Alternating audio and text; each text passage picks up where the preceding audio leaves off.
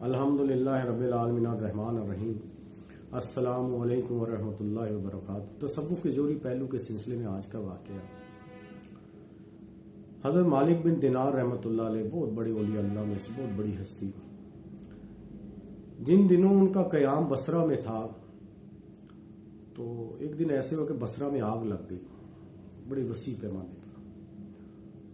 تو جن لوگوں کے پاس مال زیادہ تھا، سامان زیادہ تھا، وہ اپنے سامان اور مال کو سمیٹتے ہوئے اس آگ میں جل کر ہلاک ہو گئے، اور جن کے پاس تھوڑا تھا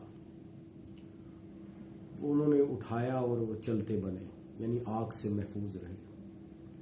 تو چونکہ حضرت مالک بن دینار رحمۃ اللہ کے پاس ایک لاٹھی تھی یعنی آسا اور ایک چادر تھی، انہوں نے وہ اپنا آسا اور چادر اٹھاتے ہوئے ایک جملہ ارشاد فرمایا۔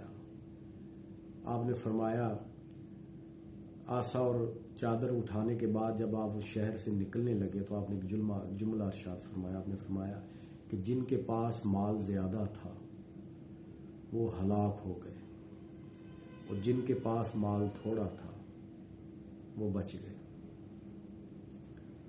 پھر ان کے اندر سے ایک آواز آئی کہ اے مالک، قیامت والے دن یعنی آخرت میں بھی یہی ہوگا، جن لوگوں کے پاس مال زیادہ ہوگا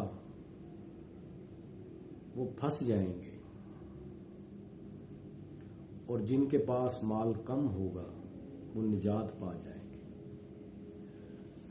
تو اگر مال و دولت جو آپ کے پاس ہے اگر تو وہ اللہ کے لیے ہے یعنی امانت ہے، یعنی اگر آپ یہ سمجھتے ہیں کہ آپ کے پاس جو بھی دولت ہے، مال ہے، اسباب ہے، بے شمار نعمتوں سے آپ مالا مال ہیں، تو اگر تو وہ امانت ہے یعنی اللہ کا مال ہے، اللہ کی امانت ہے اور دوسروں تک پہنچانی ہے، تو پھر آپ کو یہ فکر کرنے کی ضرورت نہیں۔ اور اگر کہیں وہ مال اللہ کی امانت نہیں ہے، آپ اپنا تصور کرتے ہیں آپ کا اپنے استعمال کے لیے ہے اور اس میں کسی مستحق کا کوئی حصہ نہیں، تو پھر آپ کے لیے یہ لمحہ فکریہ ہے کہ قیامت والے دن پھر زیادہ مال والے جو ہیں ان میں سے کہیں آپ تو نہیں۔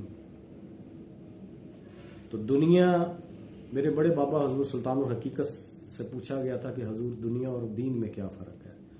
آپ نے فرمایا کہ اگر اپنے لیے استعمال کرو تو دنیا، اللہ کی نعمتیں، اللہ کا مال اپنے لیے استعمال کرو تو دنیا، اگر اللہ کی عطا کرتا نعمتیں مال اللہ کے لیے استعمال کرو تو دین۔